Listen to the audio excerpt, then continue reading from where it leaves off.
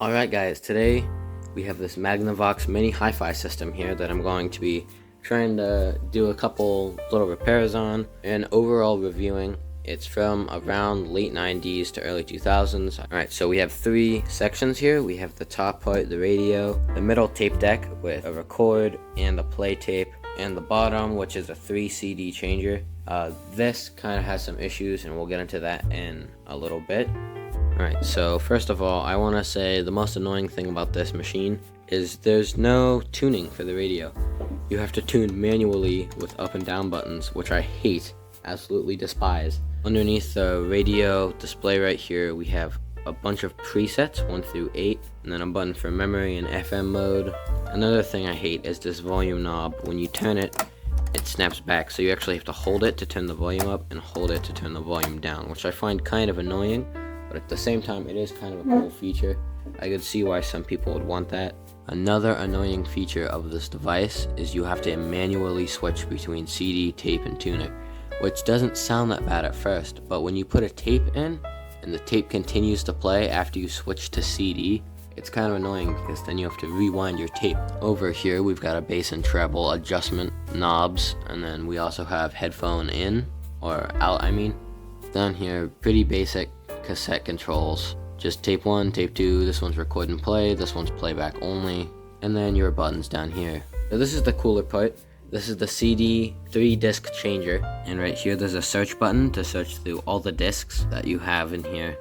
Down here we have mode, M-scan, repeat, random, and program. Random is basically like shuffle. We also have open and close, and this button doesn't work. You have to manually open and close it, which is quite annoying. And then we've got play, pause, stop, and skip. So you might be wondering, how do you open this thing to put a CD in? And it's pretty simple. You just pull the entire front out, and yes, this display stays lit up while this is pulled out. And then it's supposed to lift up like this and rotate around until it detects a disc. But mine doesn't do that. I have to manually turn it because, you know, old tech. Same thing goes for the open and close button. It doesn't do anything. You have to manually pull it open and closed, which is kind of annoying. And my final small tedious hate about this thing is that it's got a standby button for the power standing by, which gives the effect that it's a high quality player, which it's not a terrible player, but high quality, I'd have to doubt that. And obviously, if it's in a dark room at night and you're trying to sleep, it's pretty annoying to have the standby power on. Now, we are in the basement right now, but I'm gonna turn the radio on. It's on a talk show. Hopefully I don't get copyrighted by YouTube. It comes in really clear down here, especially for being in the basement and running off of a spool of soldering wire. Not being engaged with life in a real happy way. You get the point of the radio. It's just an average radio, changes frequencies with auto tuning. You get the point, right? Pretty basic radio.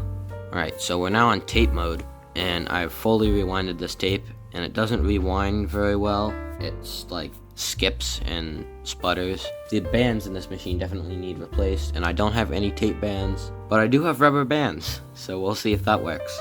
I'm probably gonna get absolutely yelled at in the comments for using rubber bands, but I don't care because that's all I have. So anyways, let's get this thing playing and I'll show you just how bad it sounds. So here it is rewinding. This is not at the end of the tape loop, so this is like middle of the tape and it's trying to rewind. You gotta give it a good little smack to get it to rewind. So I think this might be all the way rewinded. Alright, let's have a listen.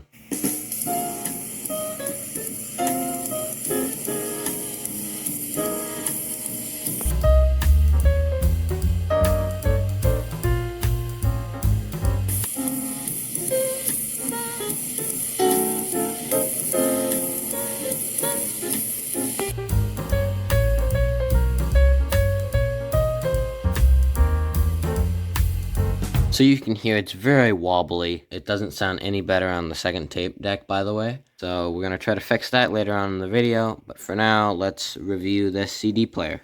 This music is copyrighted, so I cannot play more than like a second of it, or I'll get probably copyright claimed, so.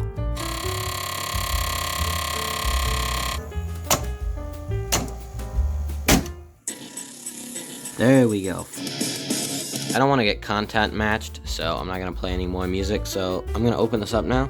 Hopefully no spiders crawl out on me, otherwise I'm going to throw this thing down a flight of stairs, but yeah, let's get inside. Alright, so we've got the top and the back off. The back was just a sheet of MDF, and yeah, there's not really a lot going on in here. Right in the tape deck, you can see there's not a lot of space taken, it's just the tape deck. And then there's all this room back here. The CD changer is the only thing that really takes up a lot of space. And then there's this single circuit board with the components for the tape player and the CD player all in one on here. And I assume the radios in here, probably. Hopefully the radios in this board up here. Well, I just took the side panel off here and I just found a CD shoved all the way in the side of the CDR. It's probably too scratched to use. Well, might be usable. Anyways, I'll try to see what's on this later in the video. Removed all the side panels, and yeah, it's pretty empty in here. There's this little chip down here, and it's got a huge heatsink on it. Way bigger than you need. It's not even warm, and I just had the machine on. Guys, I have some bad news. While making the repair, something apparently touched something else and it started smoking, like a lot. It smelled terrible, by the way. No, it wasn't the fuse. The fuse looks burnt, but it's still intact. I don't know what I did, but I did something wrong, and I burnt out one of these IC chips down here. I'm not sure which one. I'm not going to be able to make or get a replacement for this. So I guess we're gonna scrap this now. That's a little unfortunate. It won't even turn on anymore, by the way, I checked. I'm not sure what's wrong with it, but I'm not jumping to conclusions. I've been like looking at this for a past hour now. I'm pretty sure this IC chip caught on fire, or at least got overheated enough where it's no longer viable as an IC chip. Okay guys, I've come to another conclusion, and this makes me not feel as bad. If you look up here at these wires, they're soldered on, and that sounds pretty normal, but if you look closely, there's supposed to be a lead to attach this right here, and it's soldered directly to the lead. Same here, this is supposed to be like a connector, and they just soldered directly onto the connector. So someone's been in here before.